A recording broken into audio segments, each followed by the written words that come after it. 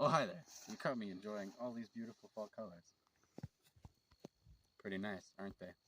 Anyway, today I'll be kind of demonstrating and going through how to make a sling. It's a fun little bushcraft unit that's pretty easy to make. All you need is string and your two arms, and it shoots rocks pretty fast. Okay, off to it.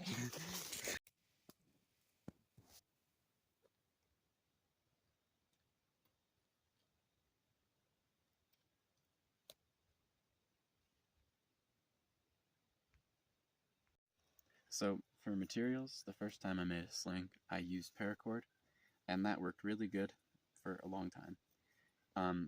But like on the side, the one side goes around your finger and the other side you pinch. On the pinch side, the sheathing of the paracord wore off and kind of slid down, and it's kind of exposed and a lot weaker, and it kind of stretches. So it still works, obviously, but it doesn't work as well as it used to, or as it could. So instead of using 2 strings of paracord this time, I'm using 1 shoelace, which is hopefully more durable and more tough and whatnot. So to start, you're going to want 2 things of roughly even length. Doesn't have to be perfect. And you're going to want to tie a knot in the end of one. Well, in the end of both of them. But we'll start with one. Tie a knot right at the end of that sucker. Not really super close to the end. And you're going to want to go like a set distance up. This kind of takes some finagling, like with how big you want the pocket to be. Tie in the pocket now. So you go your set distance up. I'm going to start with that and we'll see how it works. And you'll go on your other string and you'll do the exact same thing. Just regular, I think they're called overhand knots. Is that right, camera person? Probably. And you want to go roughly the same distance up on your other string for your second knot.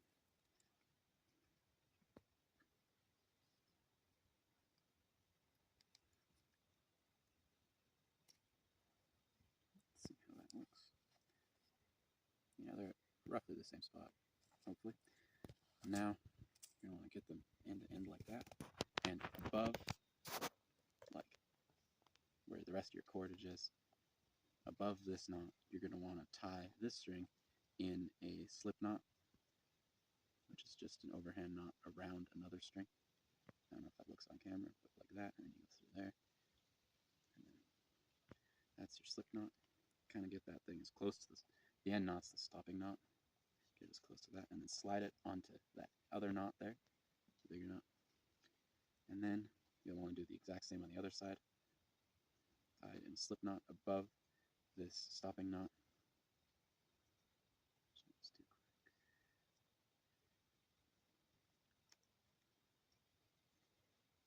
And then slide it back onto the stopping knot at the end of the string. And then pull that, and that's your pocket. This one's actually a little bit small. If you want to move your pocket, you just slide the knots around. It's not super tricky.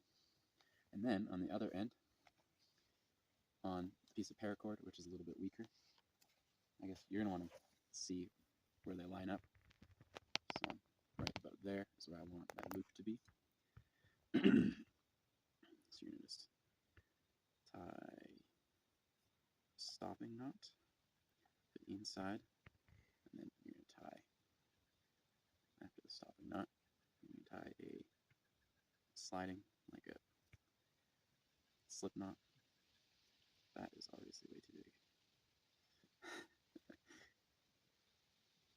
So just move those knots until the loop is about the size of your finger. It's like comfortable in there.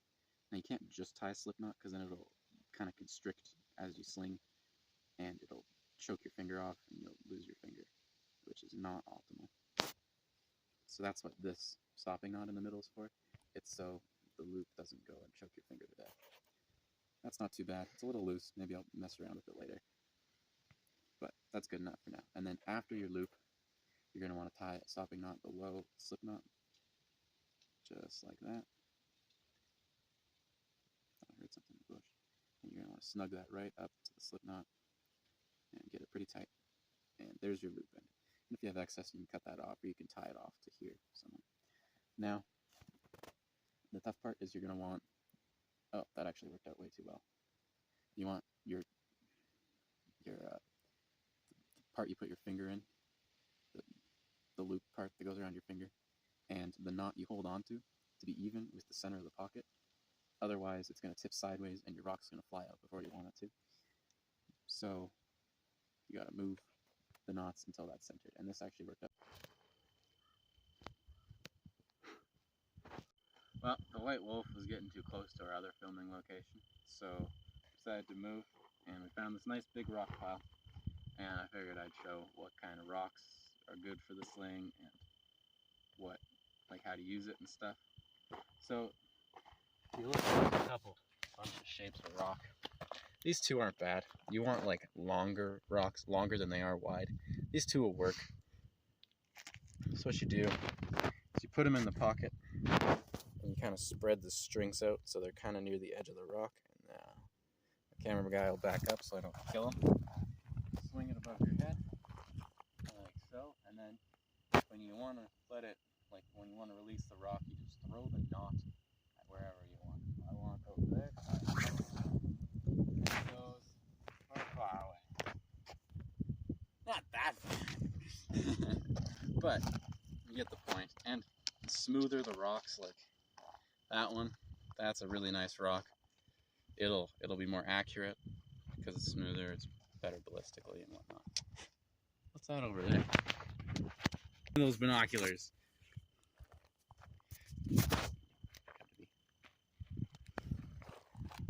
Oh, it's the white wolf, but it's really, really, really far away. Oh, these are backwards. Uh-oh. We've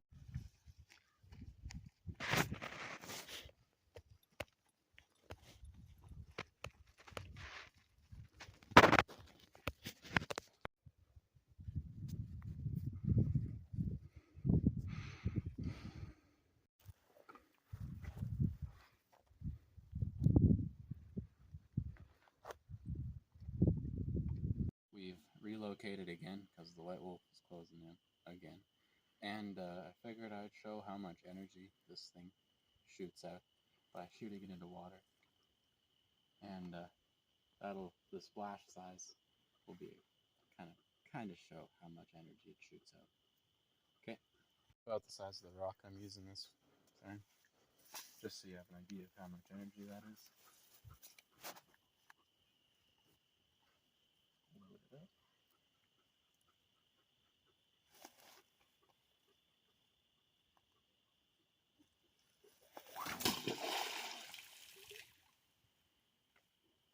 The rock I'm using.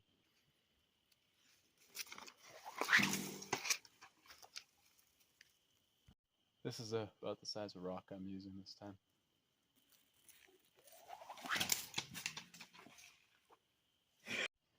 This is the size of rock I'm using, just so you have a reference. It's about the size of rock you'd want to use.